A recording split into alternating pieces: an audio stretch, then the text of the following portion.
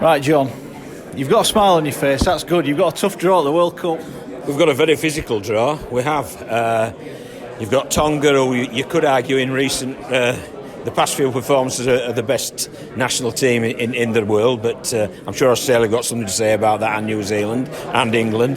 But then also we've got PNG, who are very physical, Cook Islands, another South Sea island, so we know full well it's going to be a physical challenge. But the comforting thing for me is it's a lot different playing PNG in England than it is playing PNG in the Southern Hemisphere. So we know they've got a long way to travel.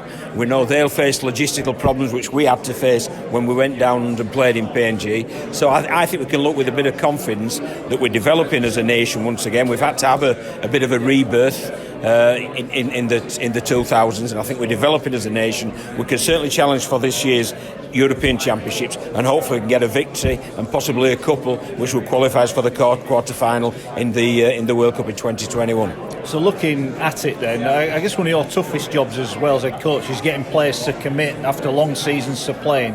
When there's a World Cup on the horizon, I'm picking there's a few more players willing to go that extra mile. I agree with you totally. I mean, obviously, as you've indicated, we get a Morgan Knowles, a Regan Grace, you get a Ben Flower, who all put the hands up, and you start looking and thinking we've got a pretty good team. And I'm certain it'll be sort of Ben's last hurrah at international level, so I'm certain he'll put his hand up. And obviously Morgan and Reece especially is a Regan is a very proud Welshman. So I really feel we'll have some quality names putting their hands up. Hopefully they'll do it this year so we can have a real meaningful European Championship competition, which will help build towards that World Cup. But as I say, I'm excited, I'm looking forward to it, and I think we'll do well. How important is international rugby league, do you feel, to the growth of the sport as a whole? International, I've always believed it. I mean, I've been involved in international rugby league since 1992, so it'll be 29 years when it comes to the 2021 World Cup, and I've always believed that international sport is the way forward. If you want media attention, if you want the headlines in any sports bulletin, it needs to come on the back of the international game. And I think they've got it in the Southern Hemisphere. I'm not saying Australia have, but I think the others have.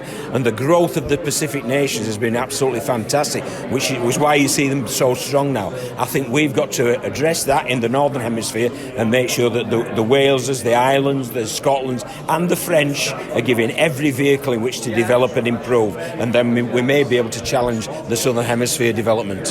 How important was it, do you feel, Prince Harry being involved today? A heck of a venue for the draw. Oh, it was fantastic, wasn't it? I mean, as I say, I in '92, when my first involvement, it was on the convoluted system of just getting up in the final.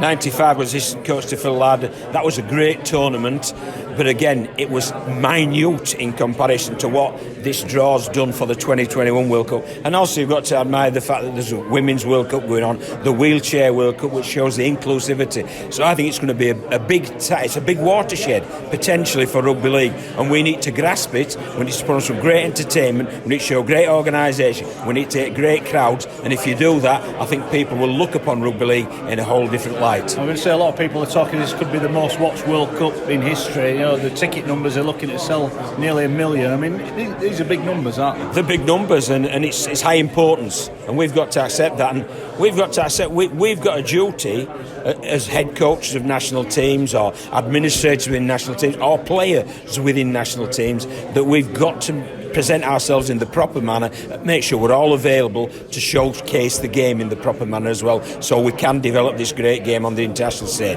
I mean, I was involved on Sunday, and that was a great day in very sorry circumstances for rugby league, and it shows what the rugby league family can do. Well, we need to generate a similar type of thing in the 2021 World Cup to advertise our great game and help develop our great game.